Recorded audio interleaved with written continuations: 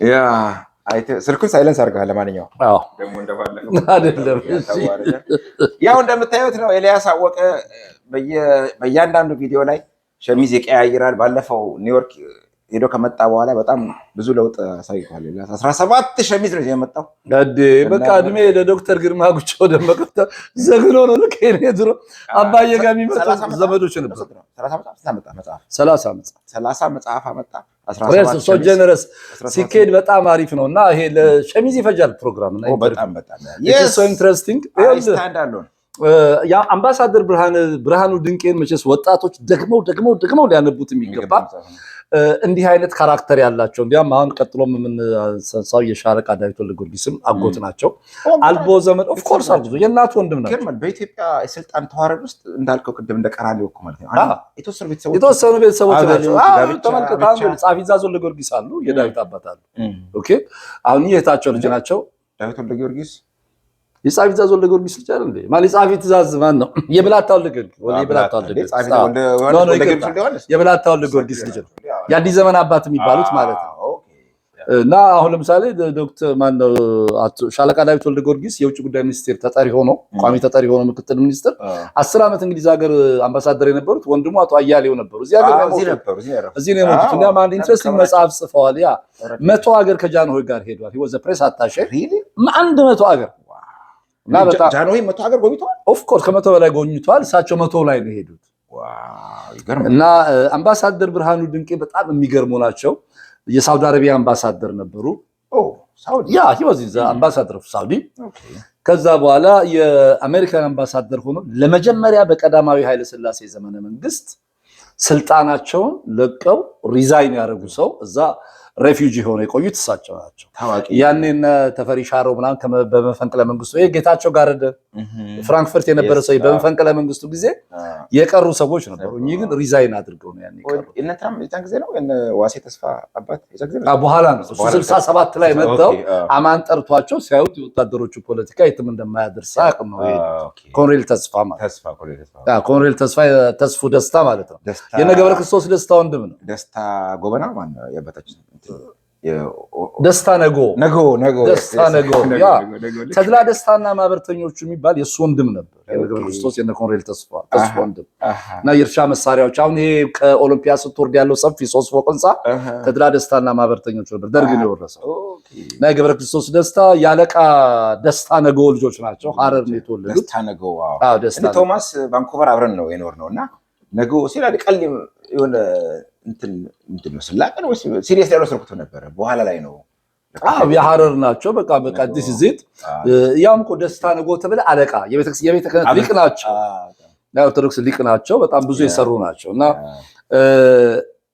ብርሃኑ ድንቄ በጣም የሚገርም ካራክተር አላቸው።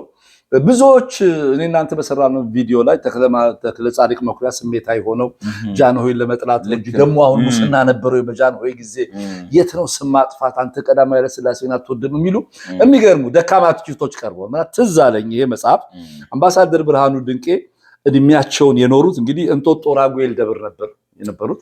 ከዛ እንዳልኩ ወደ የቤተ ክህነት ሰው ናቸው። ወደ ቅዱስ ቂርቆስ ሰፈር ይመጡና አባትየው አፈንጉስ ከተማና በጅሮን ፍቅረ ሥላሴ የሊጠጅ ለምዳል እዛ ከነዚህ ቲፕ እያገኘ ብሎ አባቱ ወሰዷቸው። ትልቁ ነበር እንግዲህ እንጦጦ ራጉኤል ደብር የባህል ምንጭ ነው። የዜማ ያቋቋም የዚህ ክሊክ ወደ መርካቶ ከመግባቱ በፊት ኤግዛክትሊ አለቃ ገብረሃና ከጎንደር መጥተው ያስተማሩበት ቤተክርስቲያን ነው። እና እኚህ ሰው ጥሩ አንባቢ ናቸው። ከአቶ ወልደ ጊዮርጊስ ወልደ ዮሐንስ ነው የሚባሉት። በአጋጣሚ የብርሃንና ሰላም ጋዜጣ አራሚ ነበሩ። ከእኚህ ሰው ጋር ሆነው በጣም ብርሃኑ ድንቄ ኢትዮጵያ ውስጥ ያሉትን ነገሮች በምን አይነት ደረጃ አድርገው እንደመጡ የሚያስደነግጥ ከተክለ ጻድቅ መኩሪያ ጋር አቅም ያለው ነገር ነው። ይሄን ተመሳሳይ ማለት ነው። ተመሳሳይ አይነት ነገር ማለት ነው ኢንሲደንቱ።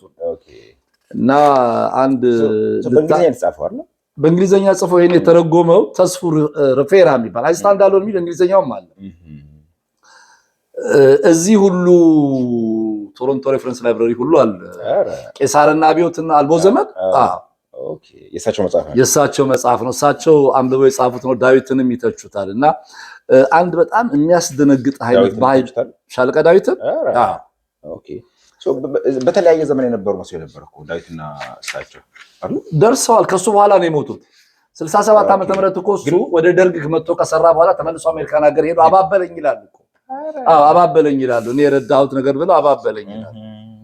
ምክንያቱም ያው የእድሜ ልዩነት አላቸው። የእህታቸው ልጅ ነው።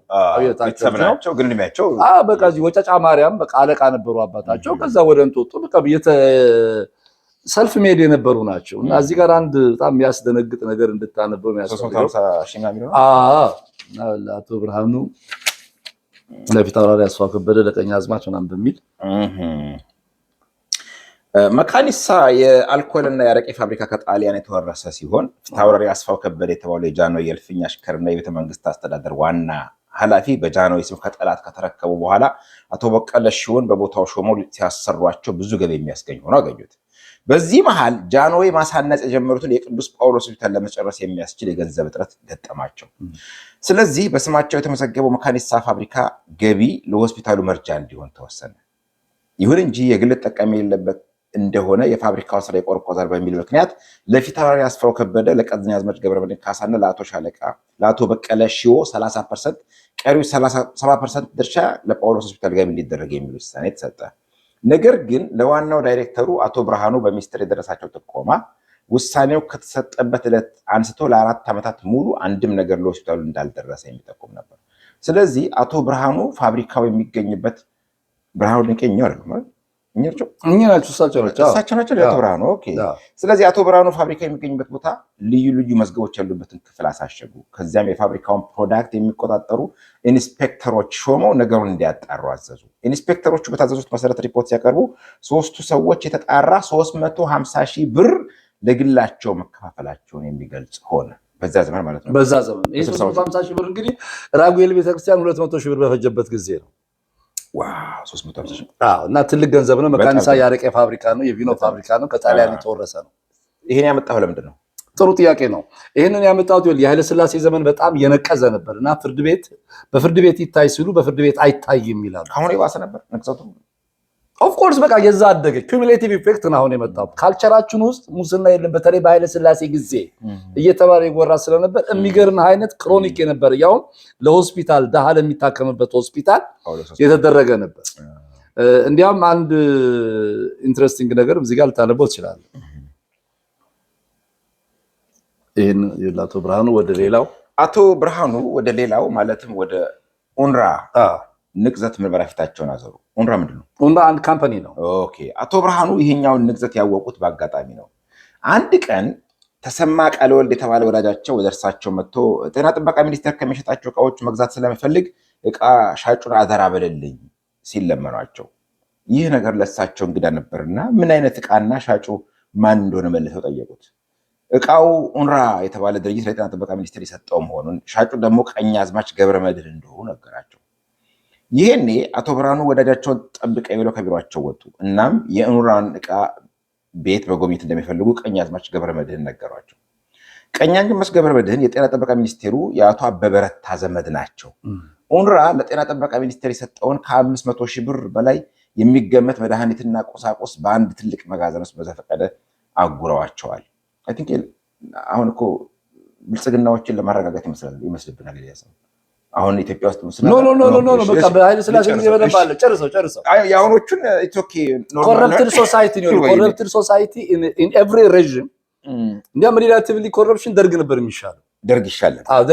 የደርግ ባለስልጣን ኮረፕትድ አልነበር። ማንኪያ ራሱ ተቆጥሯል። እሱ በሱ ነገር በጣም ቤት ውስጥ ራሱ ባለስልጣኖች ምንም የላቸው። ባልና ሚስት በቃ ሁለት ስልጣን ነው ያላቸው። እነኛ ቤት እንኳን ለመስራት መንግስቱ ኃይለማርያም ይላል እኮ ፍቅረ ሥላሴ ከሲቪሉ በዚህ ደሞዝ ስላቸው 1000 ብር በመከራ ነው 1000 ምናምን ብር የገባው። ዶክተር አለሙም ሲናገሩ ደሞዛቸው ከማን ልትወስዱት ነው እየተባለ ነው። እቃዎቹ ምን እንደሆኑ አይታወቅም። በመዝገብ አልሰፈሩም።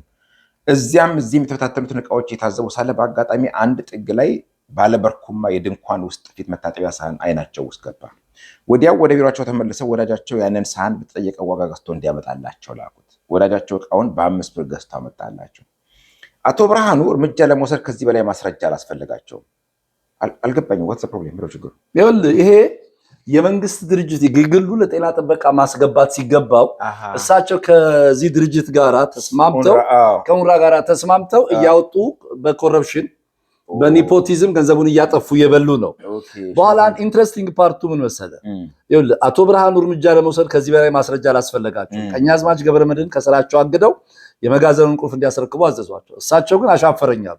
አቶ ብርሃኑ በእሳቸውም ላይ በፍርድ ቤት ክስ ለመመስረት እየተዘጋጁ ሳለ ሲዝቱ እንደነበር መረጃ ደረሳቸው። አቶ ብርሃኑ አልበረገጉም፣ ስራቸውን ቀጥለዋል። አንድ ቀን ጠዋት ቢሮአቸው ሳሉ ጸሐፊያቸው ቀኛዝማች ገብረመድህን ሊያነጋግሯቸው እንደሚፈልጉ ነገረቻቸው። ጠብቅ በያሏትና ስልክ አንስተው መጡ ወደ ፖሊስ። መለዩ ያልታጠቀ ፖሊስ እንደ ባለ ጉዳይ መጥቶ እንግዳ መቀበያ ክፍል ውስጥ ከቀኛዝማች ገብረመድህን ጎን ተቀምጧል። ይህ እንዳረጋገጡ አቶ ብርሃኑ ቀኛዝማች ገብረመድህን ይግባሉ። ቀኛዝማች ገብረመድህን የቢሮአቸውን በር ከፍተው እንደገቡ ፖሊሱን በዝግታ ድምፅ ሳያሰማ ከኋላ ተከትሎ ገባ። ቀኛዝማች ገብረመድህን ሰላምታ ካቀረቡ በኋላ አሁን የመጣሁት ብለው ሽጉጣቸውን ከኪሳቸው ለማውጣት ሲሞክሩ ፖሊሱ እጃቸውን ከነመሳሪያው ለቀም አድርጎ መሳሪያውን ነጠቃቸው። ሊገሏቸው ማለት ነው። ቀኛዝማች ጃንሆይ የሆነውን ሰሙና አቶ ብርሃኑ እንኳን አተረፈ አላቸው። በስራቸው እንዲበረቱ መከሯቸው። ነገሩን በጥንቃቄ እንዲመረመር ተደረጉ እና ሊገሏቸው ሄደው መምጣቱ እንዴት ነው? አስደወሉ። ምክንያቱም ሰሙ ሊገላቸው እንደሆነ። አሁን ይሄ በፕሌን ክሎዝ ያለ መጥቶ እሱ ሲገባ የሱ መምጣት አረጋግጠው ጻፊያቸው ስትነግራቸው አንደርከቨር ፖሊስ መጣ። ኤግዛክትሊ ልክ እሳቸው ሽጉጥ ሲያወጡ እጅ ከፍንጅ እሳቸው ያዛቸው። የመግደል ሙከራ ነው። ተከሰዋል አልተከሰሱም? ከዛ በኋላ ያለውን ነገር ያው ከዛ እንደገናም በጤና ጥበቃ 30% 40% ጉቦ መስጠት አለ። በጣም ስለዚህ የቆየ ነው ነገሩ ነው የምትለው። ሙስናው የቆየ ነው። ኤግዛክትሊ ይኸውልህ አንድ ደግሞ ብላታ ዘውዴ የሚባሉ የጤና ጥበቃ ሳታውቀው ለብልጽግና ሰርተሃል። ኦ ሎርድ ታጣቀው ነው ማለት አንዱ አስተያየት እያንዳንዱን መረጃ እያወጣችሁ ስትመለከቱት ወደ እንትን አድሉበት ብለዋል።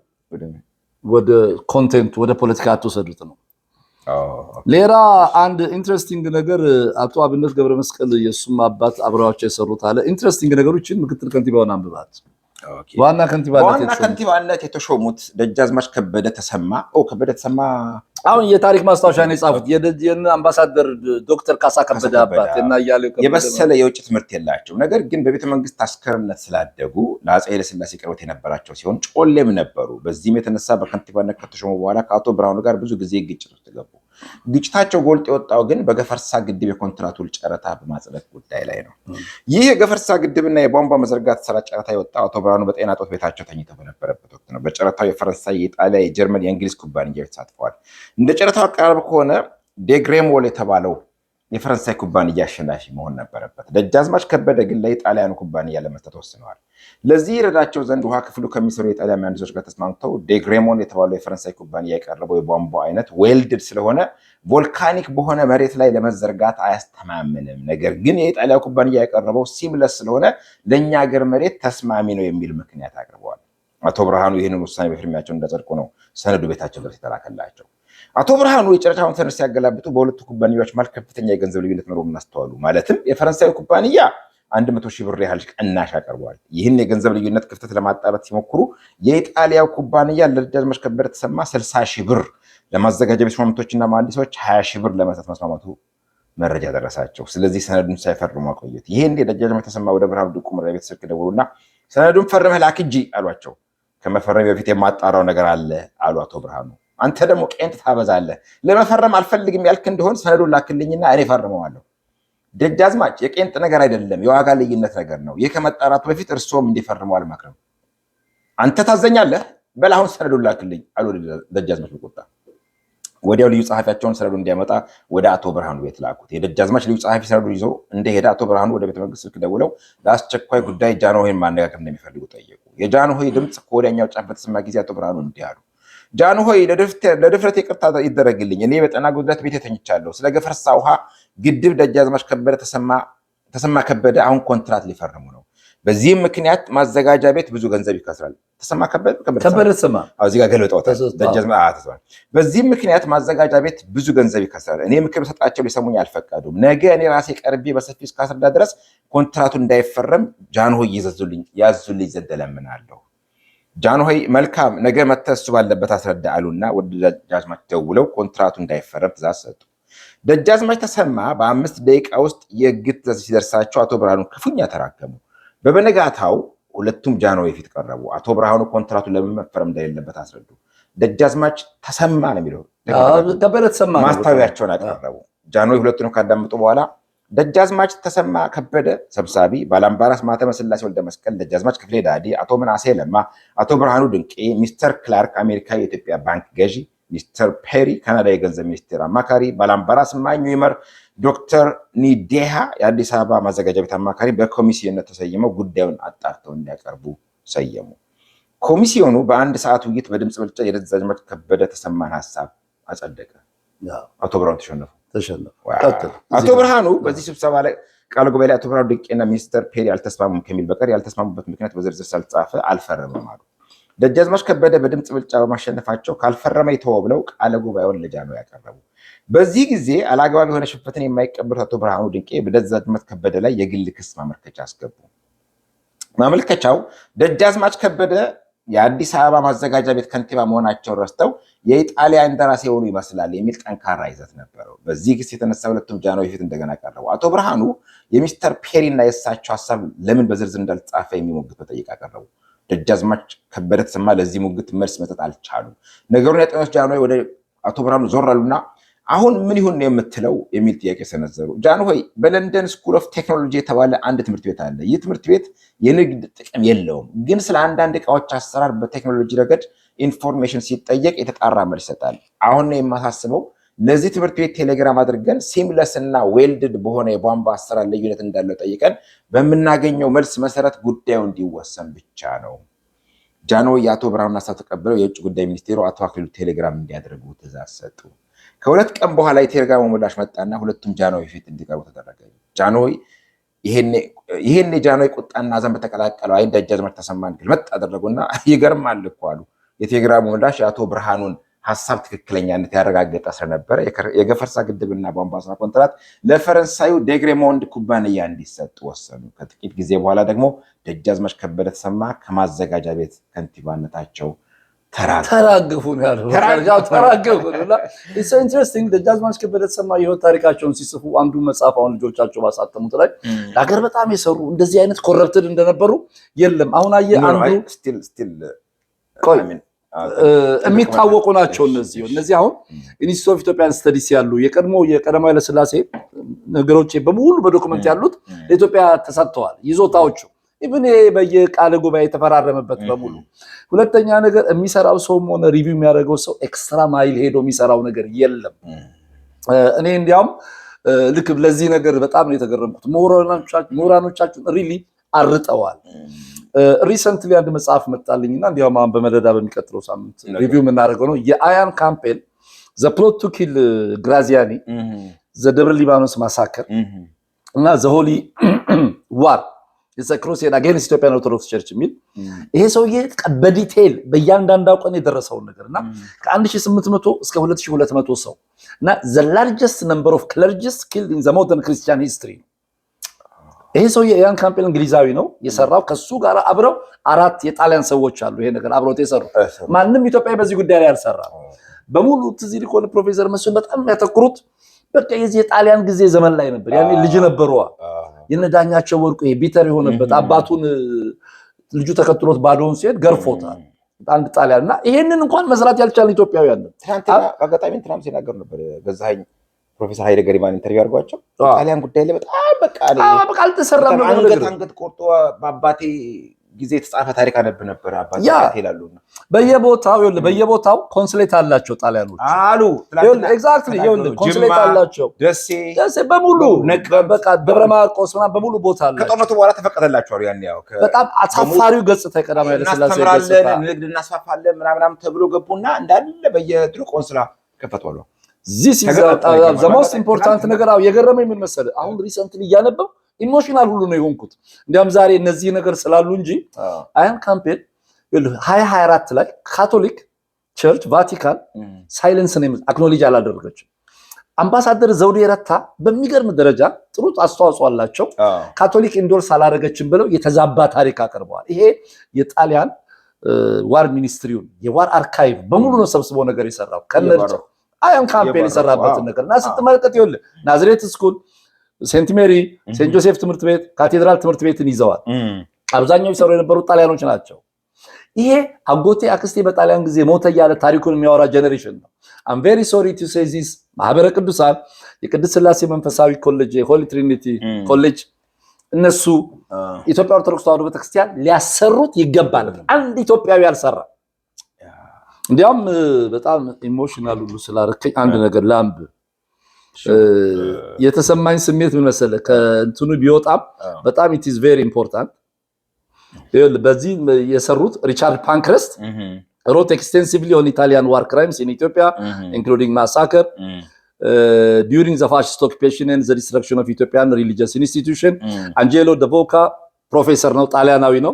the first Italian historian ራሳቸው ጣሊያኖቹ ግን so openly እሱ ነው የሚገርመው to document fascist atrocities in Ethiopia including ደብረ ሊባኖስ and chemical warfare እሱ ነገራቸው ይገርመኛል በጣም። ከዛ ፓብሎ ቦሮንሶ ይሄም ጣሊያናዊ ነው ስተዲ ደብረ ሊባኖስ ማሳከርን። ከዛ በኋላ አራም ማቴዎል ይሄም ጣሊያናዊ ነው።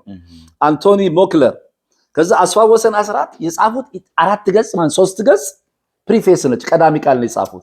ያውም የራስ ከራስ ዳርጌ ጀምሮ የቅድማያት ይዞታ ነው ደብረ ሊባኖስ አባታቸው የሰላሌ አንድ ሞደርን ሂስቶሪያን በዚህ በደብረ ሊባኖስ ማሳከር በግራዚያኒ ላይ የሰራ ይል 4 መጽሐፍ አያን ካምፔን ሰርቷል። where are we እንዴ በቃ በቀጣይ ሁሉ መጽሐፎች ስላሉ በጣም ያለ ሰው ነው አያን ካምፔን ኦፍ ኮርስ በቃ እንግሊዛዊ ነው 2024 ላይ የመጨረሻ መጽሐፉ ሪፕሪንት ተደርጓል። ኦክስፎርድ ነው በቃ ሪቪው እናደርገዋል። እኔ እንዲያም ተመሳቸው ስሜታዊ ነው ያደረገኝ። ይኸውልህ የጠበል ቦታ እየደፈኑ ቤተክርስቲያን አቃጠሉ፣ ሂስቶሪካል ሬሊክስ የተባሉት ነገሮች በሙሉ እያጠፉ ነው። ኤርትራውያን ይሄ የጣሊያንን ኢሹ ሊቃወሙት አይችሉም። ምክንያቱም ጣሊያን የፈጠራት ከተማ ነች፣ ሰከንድ ሮማ ተብላ ነው። ስትመለከት የሱስኒዮስን ዘመን ሪቬንጅ ነው የወሰዱት። ያኔ ዘ ኮንቨርሽን ኦፍ ሱስኒዮስ ኢንቱ ካቶሊሲዝም አለ 11000 ሰው ነው በ9 ዓመት ውስጥ የገደለው ደም የፈሰሰው። ከዛ ዞሮ መጥቶ የኢትዮጵያን ኦርቶዶክስ ቤተክርስቲያን ማጥፋት የኢትዮጵያን አንድነት ማላላት ነው ብሎ ያስባል። ጥቃቱ የቆየ ነው ማለት ነው። ሪሰንትሊ የምናየውም ጥቃት it is 400 is very calculated አጥፍቷል። ሃይማኖትን ትብሏል። የደርግ ስቱፒዲቲ ነው፣ አይዲዮሎጂካል ነው። የደርግ ከሶሻሊዝም ጋር በየዘመኑ ተጠቅታለች ለማለት ተጠቅታ ይሄ እኮ ዲሊበሬትሊ ታርጌትድ የሆነ ነው። አሁን ዝም ብለህ ስታስበው የኢትዮጵያን ኦርቶዶክስ ማጥፋት ይሄን ማላላት ነው ይላሉ። አሁን ኢህአዴግ ሲመጣ ይሄንን ታርጌት አድርጎታል። ኢቭን the current government በሙሉ ኦርቶዶክስን አጣቅ የሚያደርጉት this is the situation ባለበት ሁኔታ ላይ እና ይሄ ሁሉ ነገር ጣሊያኖቹ ይሰሩት የነበረ ነገር ነው። እና አንድ ሂስቶሪያን በሞደርን ሂስቶሪያን ፕሮፌሰር ታደሰ ታምራት የቸርች ባክግራውንድ ያላቸው ናቸው። ዶክተር ስርጉ ሀብለ ስላሴ እንዲያውም በቃ የቤተ ክህነት የሃይማኖት ቃላት መዝገበ ቃላት በ13 ነገር የሰሩ አሁን በ2 ቮሊዩም የታተመ እነ ታደሰ የታሉ ታሪክ ጸሐፊዎቻችን እኮ ነው የሚያስብ። ይሄ እንግዲህ የአባቶቻቸው ታሪክ ነው። አሁን 80 ቤት ያሉ ሰዎች በጣሊያን ጊዜ ልጅ የነበሩ ናቸው። አሁን ስብሐት ሳለ ስላሴ ብርሃነ ማርያም በዓሉ ተስፋዬ ገሰሰ ወረ ያስፋው ዳምጤ የምጠባው ነገር አንድም ሰው ነው ያልሰራ። እነዚህ ልቅም አድርገው ስኮላርሺፑ እንዴት እንደሆነ ነው የምታየው። ያው ሂዝነን ኢትዮጵያን ኢትዮጵያውያን የራሳችን ጉዳይ ነው። አሁን የቅድስት ሥላሴ መንፈሳዊ ኮሌጅ ያው ኦርቶዶክስ አቅሙ ያላት ሰርቫይቨርስ ሁሉ ነው ያናገረ ነገር የሰራው። ያው ምንም ማቴሪያል በሌለበት አብሮ የሚረዳው ሰው ሞቶ ፈርስት የደብረ ሊባኖስ ማሳከርን በደንብ ነው የምንሰራው። እና 4 መጽሐፍ አንድ እንግሊዛዊ ሲጽፍ ለኛ ስመታለ ይሹ እንግሊዛዊ ነው ያንቃም እና 2024 ላይ ሁሉ አለ እንደምትለው የኛ የሽልማት ድርጅት ሽልማቶቻችን እዛው እርስ በርስ ያክስተ ልጅ አጎት ልጅ መጣቀው ነው እንጂ አሁን ይሄ ለምሳሌ መጨረሻ ደርግ ሁሉ ቅድም በሲሳይ ንጉሱ መጽሐፍ ላይ የሪቻርድ ፓንክረስትን ቤት ወስዶ በኋላ መለሰላቸው ለሀገር ላረጉት አስተዋጽኦ። ሲልቪያ ፓንክረስ ሰከንድ ወርልድ ዋር ላይ ያረጋችው ነገር ስፒክ ወለተ እስራኤል ነው ክርስትና ስሙ። ኦፍ ኮርስ ቅዱስ ሥላሴ ነው የተቀበረችው። ኢሞሽናል አረጋኝ እንመለስበታለን። ሌላው የመጨረሻ ጠቅላይ ሚኒስትር አክሊሉ ሀብተወልድን በሚመለከት በጣም የሚገርም ነገር ጽፈው ገርሞኛል። አሁንም አምባሳደር ዘውዴ ረታ እሳቸውን በዚህ የኤርትራ ጉዳይ ከታተመ በኋላ ብዙዎች ስለሳቸው ብዙ ነገር ብለዋል። which is very good መባሉ ያገር አስተዋጽኦ አለ። ያኔ ሰው የለም። ሁለተኛው ዓለም ጦርነት ኢንተርናሽናሊ ዩኤን ላይ ያቀረቡት ነገር እጅግ በጣም ብዙ ነው። መጨረሻ ላይ ግን አንድ ኢንትረስቲንግ ነገር እናንሳና በሱ እንዘጋዋለን። ከዛ ለኚህ እንዲያውም ያሳዝናሉ። እቺን አንብባትና አቶ ብርሃኑ ጃንሆይ ዘንድ እንዲቀርቡ የተደረገ ጠቅላይ ሚኒስትር አቶ አክሊሉ ሀብተወልድ ክስ አቶ ብርሃኑ ጃንሆይ ዘንድ ሊቀርቡ የተደረጉት ጠቅላይ ሚኒስትር አክሊሉ ሀብተወልድ ክስ መስርተውባቸው ነበር። አቶ አክሊሉ አላግባብ ስልክ እንዲቆረጥ የወሰነ በመሆኑ ከስራው እንዲባረር ብለው ክሳቸውን ደረደሩ። አቶ ብርሃኑ ለዚህ ክስ መልስ እንዲሰጡ ሲፈቀድላቸው እንዲህ አሉ። የቴሌኮሙኒኬሽን መስሪያ ቤት የስዊድን ኮሎኒ እየተባለ የኢትዮጵያ ሕዝብ ሀብት ለግል ተጠቃሚዎች ይባክን በነበረበት ጊዜ ጠቅላይ ሚኒስትሩ ለማስመርመርና አስፈላጊ እርማት እንዲደረግ አንድ እንኳን አስበውበት አያውቁም። የኢትዮጵያ መሳፍንቶችና የመንግስቱ ታላላቅ ሹማምንቶች በነፃ የቴሌኮሙኒኬሽን አገልግሎት ሲጠቀሙ በምን ምክንያት ብለው ጠቅላይ ሚኒስትሩ አልጠየቁም። በኢትዮጵያ ያሉ የስዊድን ተወላጆች ልጆቻቸው ወደ ትምህርት ቤት የሚያመልስና ወደ ሽርሽር የሚወስድ አንድ ትልቅ ስቴሽን ቫገን በቴሌኮሙኒኬሽን ገንዘብ ተገዝቶ ከሾፌርና ከነዳጅ ጋር ሲሰጥ ጠቅላይ ሚኒስትሩ በምን ምክንያት ብለው ጠይቁ አልፈቀዱም። ስለ ቴሌኮሙኒኬሽን ስራ አንዳችም የቴክኒክ እውቀት የሌላቸው ሰዎች ከስዊድን ሀገር በከፍተኛ ደሞዝ እየቀጠሩ ሲመጡ በምን ምክንያት ብለው ጠቅላይ ሚኒስትሩ አልጠየቁም። እርሳቸው ያሳሰባቸው የኮንትራት ግዴታውን በማፍረስ ከስራው የተወገደው የዋናው ዳይሬክተር ጉዳይ ነው። እርሳቸው ያሳሰባቸው ለ8-9 ዓመት ዋጋ ባለመክፈላቸው ስልካቸው የተቆረጠባቸው ሹማምንት ችግር ነው። ጃንሆይ የአቶ ብርሃኑን ምላሽ ከሰሙ በኋላ ወደ ጠቅላይ ሚኒስትር አክሊሉ ሀብተወልድ ዞር አሉ። እናም በሚከተለው ንግግር አሰናበቷቸው። ብርሃኑን የምትወቅስበት ምክንያት አናይም፣ ይልቁንስ የእርሱን ጥረት መደገፍ ነበረብህ። ይሄ የአቶ ብርሃኑ ድንቄ ከፊል የህይወት ታሪክ ነው። አቶ ብርሃኑ ድንቄ ህይወታቸውን ለፍትህ፣ ለርትዕ፣ ለህዝባዊ ቀናነት አሳልፈው የሰጡ የትግል ወኔያቸው በምንም አይነት ተግዳሮት የማይቀዘቅዝ ናቸው።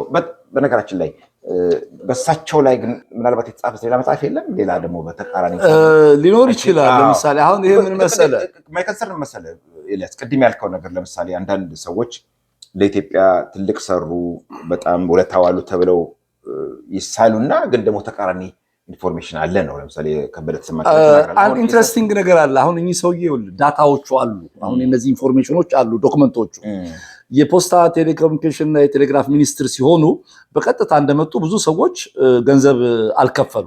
እንዲያም አንድ ኢንትረስቲንግ ነገር አለ። ይኸውልህ ወቅቱ የፖስታ የምትለው እዚች ስም የሰዎቹን ስም ብለህ እንጨርሳለን። ወቅቱ የፖስታ ቴሌ መስሪያ ቤት ስራውን ለማሻል ከዓለም ባንክ ብድር የጠየቀበት ጊዜ ነበር። አቤት በዛ ዘመን ብድር ከዓለም ባንክ ትጠይቃለህ። ነገር ግን ዓለም ባንክ ብድሩን ከመፍቀዱ በፊት የዓመቱን ገቢና ወጪ ሂሳብ ያልከፈሉ ሰዎች ካሉ የዕዳቸውን መጠን የሚያሳይ ጠቅላላ ሪፖርት እንዲቀርቡ ጠይቋል። ጉዳዩ የሚመለከተውና በአስተዳዳሪነት ተቀጥሮ የሰራ የነበረው ስዊድናዊው ሚኒስትር ሊንድኮስ ባቀረበው ሪፖርት በርካታ ሺህ ብሮች ያልተከፈለ ዕዳ መኖሩን ያረጋገጠ ሲሆን ሊንድኮስ ያልተከፈለ የ8 እና 9 ዓመት ያለባቸው ብሎ ካቀረበው ስም ዝርዝር መካከል የሚከተሉ ስም ዝርዝር ይገኙበታል። ልዑል አልጋ ወራሽ አስፋው ሰናይ ለስላሴ፣ ልዑል ሳህለ ስላሴ፣ ራስ ቢትወደድ መኮንን እንዳልካቸው፣ ራስ አበበ አረጋይ፣ ራስ ቢትወደድ አንዳርጌ መሳይ፣ አቶ መኮንን ሀብተወልድ ይገኙበታል። አቶ ብርሃኑ በእነኚህ ሰዎች ባለዕዳነት የተገረሙ አስተዳዳሪውን ካናዳዊ ሚኒስትር ሊንድኮስትን እንዲህ ሲሉ ጠየቁት። ለምን አላስከፈልካቸውም? አልከፍልም ሲሉ ምን ላድርግ እችላለሁ ሲል ጥያቄውን በጥያቄ መለሰ ሊንድኮስት። ሌሎች አንከፍልም ሲሉ ስልካቸውን ትቆርጣለህ አይደል? ለምን ሲል እነዚህን ስልክ አልቆረጥክም? የንጉሳውያን ቤቶች ስልክ ቆረጥ ነው የምትለኝ ሲል ሳቀ ሊንድኮስት። በምላሹ የተገረሙት አቶ ብርሃኑ በጻፉት አጭር ደብዳቤ ሊንድኮስትን ከስራ አሰናበቱት። የተወደዱ ሚስተር ሊንድኮስት በተቀጠሩበት ኮንትራት የተመለከቱትን ግዴታዎች በማፍረስ የቴሌኮሙኒኬሽን መስሪያ ቤት ጥቅም የሚያበላሹ አድራጎቶች መፈጸሙን ካረጋገጡ በኋላ አገልግሎቱ ዛሬ ማለቁን ላስታውቀው ፈቅዳለሁ ብሎ አባረሩት። ካናዳዊ ነው። ከዛ በኋላ በቃ ይሄ ውሳኔው ምናምን ሌላ ቦታ መጣ። የዓለም ባንክ ብድር አይሰጣችሁም ተባለ። በጣም ያሳዝነው ነገር ይህን መጽሐፍ በድጋሚ እናየዋለን። የሚገርም ነገር ነው። ምክንያቱም በዚህ ላይ ተቃራኒ ሀሳብ ያላቸው ሌላ ቦታ ያነበቡ ካውንተር ነገር ካለ ይሄ ጥሩ ነው። ኢንስቲትዩት ኦፍ ኢትዮጵያን ስተዲስ ለእንደዚህ አይነት ኮንትሮቨርሻል የሆነ ፋክት ቼኪንግ ኦፊስ የለንም እኛ አንፎርቹኔትሊ። እንዲህ አይነት ነገሮች ሲወጡ ለምሳሌ ይሄን ነው እያለ ሪፊዩት የሚያደርግም ተጨማሪ ማስረጃ የሚያመጣ ቢኖር ጥሩ ነው። አምባሳደር ብርሃኑ ድንቄን አንብቡት። ቄሳርና አብዮትን እናነሳዋለን፣ አልቦ ዘመድን እናነሳዋለን በተከታታይ። እስከዛ እንጆያሉት ሻለቃ ዳዊት ወልደ ጊዮርጊስ መጽሐፍ እንሄዳለን። እስከዛው ጥቂት ረፍት ወስደን እንመለሳለን።